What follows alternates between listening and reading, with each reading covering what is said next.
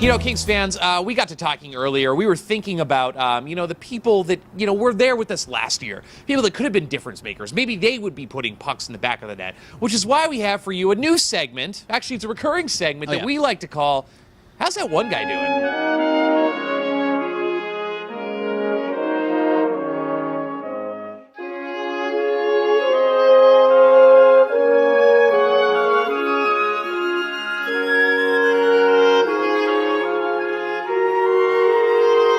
How's that one guy doing? Michael Hanzus playing on the Sharks now. How's he doing, Keith? He's played in 7 games. He's got 2 goals. He's a +1. Whatever. Wayne Simmonds, 9 games played, 2 goals, 2 assists, and is even, and had one fantastic insult against Sean Avery. Maybe. Allegedly. Probably not. How's that one guy doing? Braden Shen. 4 games played, 0 goals, 0 assists, 0 points. Out for 4 to 6 weeks. A lot of people like to compare him to Mike Richards. We here at Kingscast like to compare him to Thomas Hickey. We totally won that trade. Alexei Ponikarovsky. Pony, how you doing? You're in Carolina. That's how you're doing. 9 games played, 2 goals, no assists, +1, and he had 5 goals total for the Kings last season. It's the Hurricanes.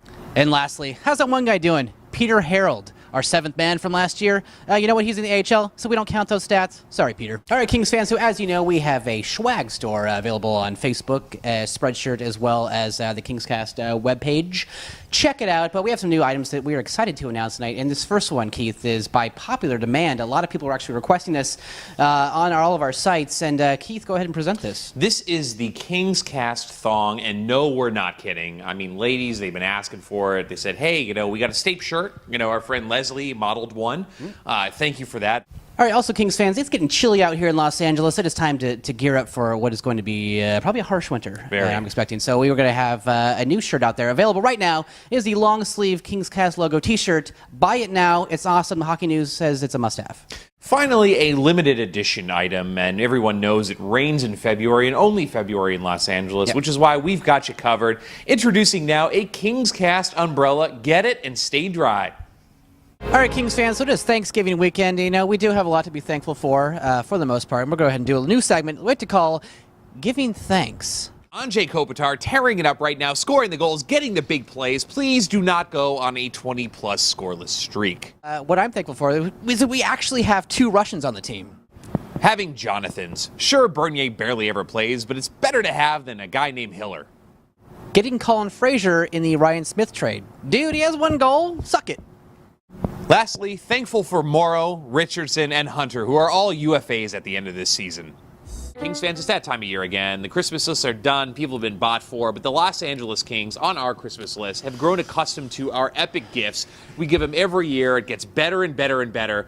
And we usually like to keep it private, but we're going to publicize it right now. Here are the gifts that we have started giving to the Los Angeles Kings players this year. Galzewski? To Coach Sutter, clearly the #1 gift out there is a DVD of Goonies, because your resemblance to Sloth is uncanny. To GM Paul Holmgren, Kyle Clifford for Wayne Simmonds straight up. Next up is for D. Lombardi, and that is a 2012 calendar. Boy, have times changed. What's next?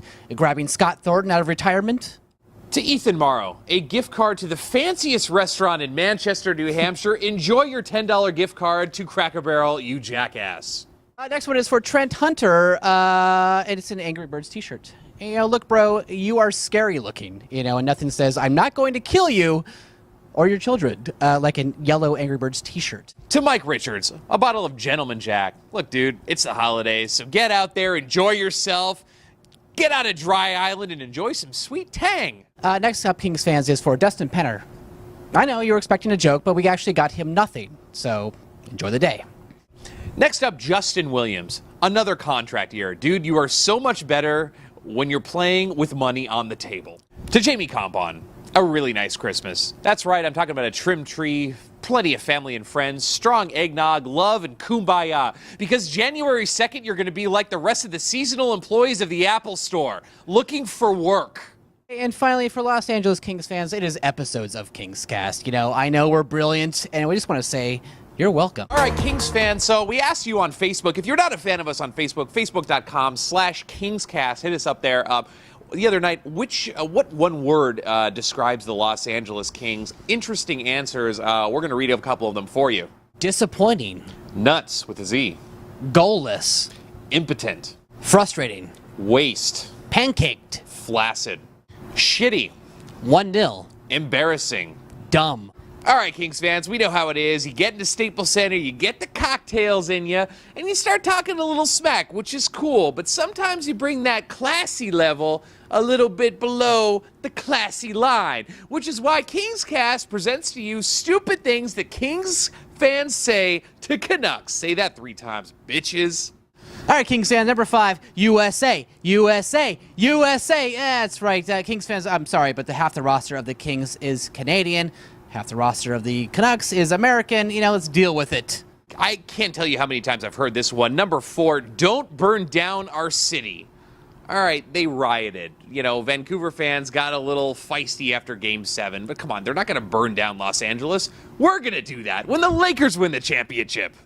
All right, Kings fans, so number 3, sweep, sweep, sweep was the chant heard throughout the arena almost the entire night, even before the game even started. Let's not jinx it, guys, and obviously it did, because we're not going to sweep, obviously, and it didn't happen, so relax. Number 2, hit Daniel Sedin in the uterus. He doesn't have a uterus. It doesn't even make any sense, and it's stupid. Stop it.